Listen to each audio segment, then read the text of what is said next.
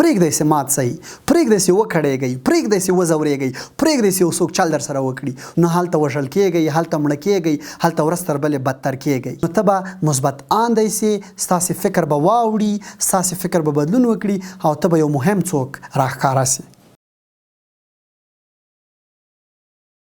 له کومو مسایلو او له کومو کارونو او یا فعالیتونو سره چې مینه لرئ هغه ترسره کړئ. انسانان له مختلفو مسایلو، له مختلفو کسبونو، له مختلفو مهارتونو او له مختلفو فعالیتونو سره مینه لري. هر یو قضیه جلا ده په دې برخه کې.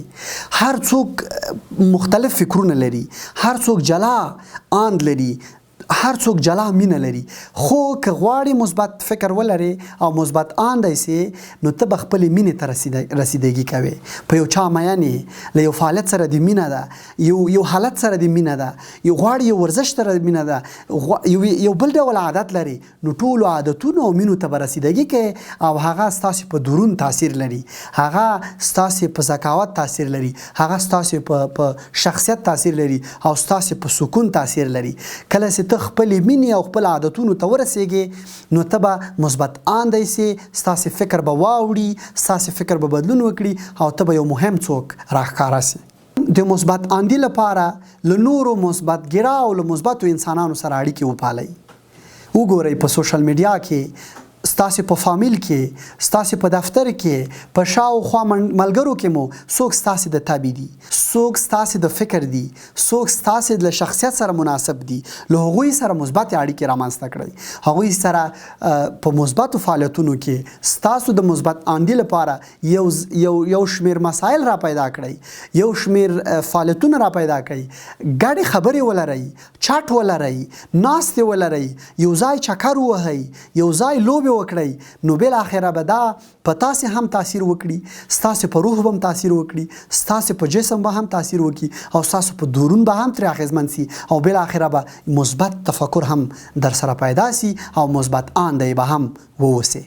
د مثبت اندي لپاره کله چې ستاسې سره په ذهن کې منفي احساسات را پیدا کیږي نو ځان مشغول کړئ.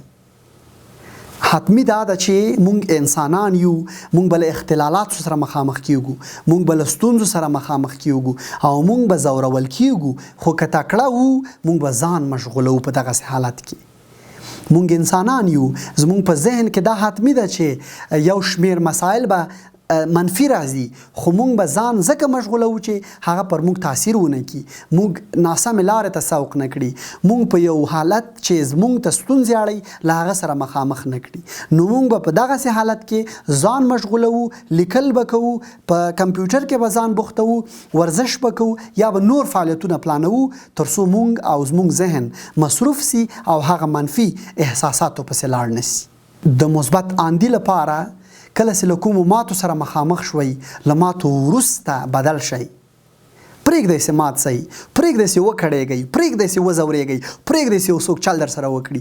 خو که دغه حالت سره مخامخ سوې بیرته راولاړ سه، راوهسک سه او خپل ځان په خپله تغییر کړه.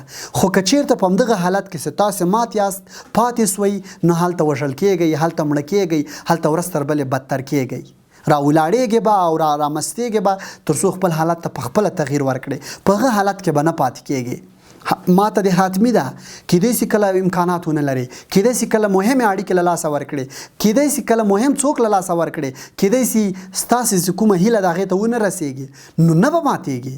خو که مات سوې بیرته به ولاړېږي، بیرته به پورته کېږي او عزم او اراده به لرې چې زه به بیا دغه حالت سره مخامخ کېږم او بیا به پرمختګ کوم او بیا به خپلو هیلو ته رسېږم. د مثبت اندي لپاره تاسې ډېرې ښې لحظې او شیبې ایجاد کړئ. دا بس په زړه پورې ده. ستاسې په ژوند کې څه ډېر مهم پېښ سوي، کومې خوشحالیانې در په برخه سوي، کومې لحظې درته جالبه وي، هغه تل په یاد کې لرئ.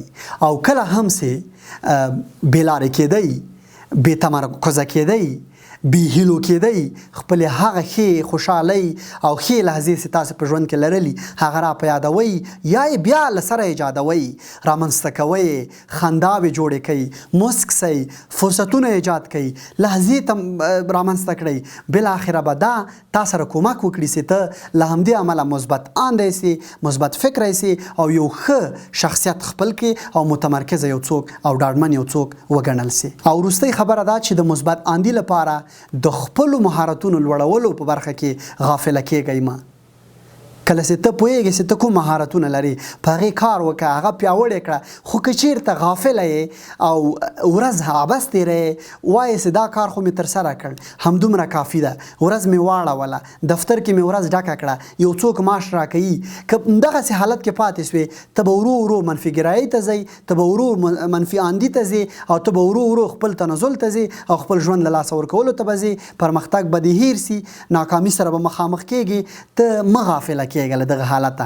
په خپلو مهارتونو باندې کار وکړه، تمرکز وکړه او ځان په نوې توګه راولاړ کړه او راهسک سه او ووایه چې ستا مهارتونه تر بل هر چا ښه دي او تر بل هر چا یې په اسانه پیاوړي کولی سي. تر بیا ښه وخت.